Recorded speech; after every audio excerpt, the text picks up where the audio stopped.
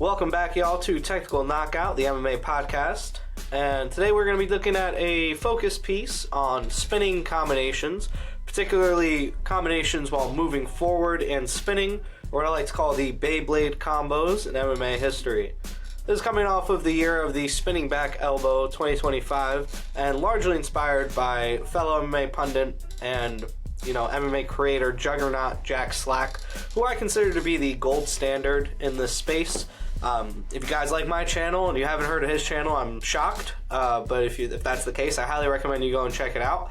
But yeah, Jack Slack lists out 3 golden rules for spinning in MMA.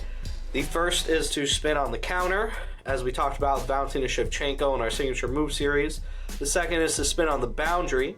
And the third is to spin when the opponent is circling towards that. So looking at pressuring combinations with spins involved or spinning while moving forward, you gotta get a combination of those 3 golden rules. By pressuring your opponent, you force him to react, and then you can counter with the spin. By pressuring your opponent, you get them to the boundary, and by pressuring your opponent, you can force them or kind of corral them into the spin that way. So we're going to look at 3 examples here. The first one is a classic, one of the first viral highlights in MMA history, and that is Nate Marquardt's finish over Wilson Gouveia. Nate Marquardt was one of the first kind of super well-rounded and athletic fighters in MMA.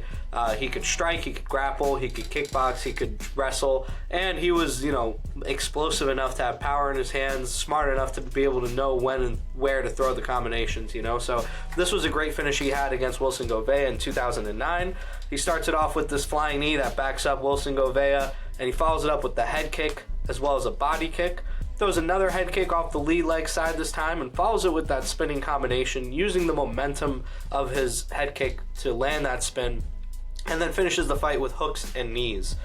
And although the spin didn't finish the fight, it was definitely a very integral part of that finishing combination and a really cool part of that sequence, The next example we're going to look at here is a bit more recent, in 2019, and this showcases now 2-time bantamweight champion Petr Yan and his propensity for flowing combinations against perennial contender Corey Sandhagen. Yan reacts to Corey charging forward with straight punches by slipping and rolling.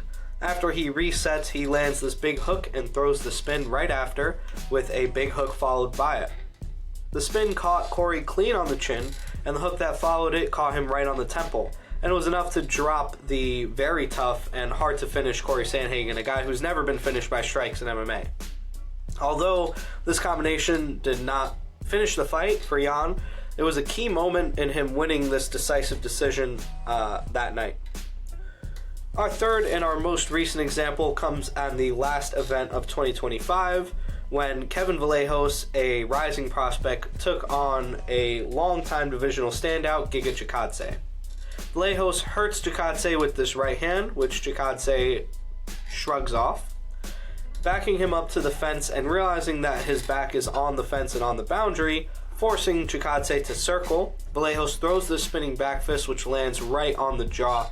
He follows it up with this big right hand and some vicious ground and pound to close out 2025 with a massive KO victory and ending the year on a good note for Kevin Vallejos. As we see in these examples, you can set up the spinning combination with pressure or by landing a big shot, and you can effectively spin in combination as these 3 very talented strikers showed us.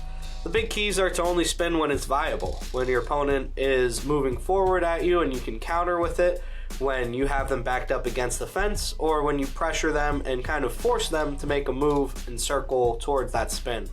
Either way, regardless of their circumstantial effectiveness, Beyblade combos in MMA are always going to be super exciting to watch and really fun to dissect. Thank you so much for watching. I appreciate y'all, and peace out. See you in the next one.